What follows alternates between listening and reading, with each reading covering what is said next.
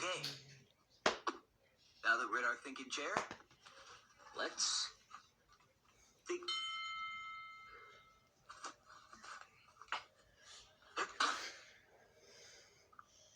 Okay. We really need to figure out what I need to feel better. Our clues are a spoon, a bowl, and vegetables. So what could Blue think I need to feel better with a spoon, a bowl, and vegetables?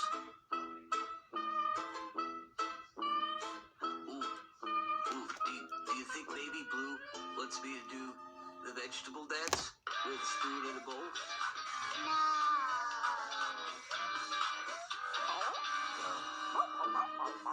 Really?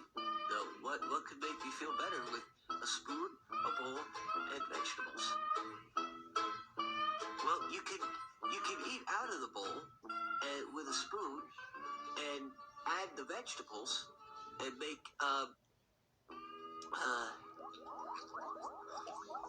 vegetable soup. Vegetable soup.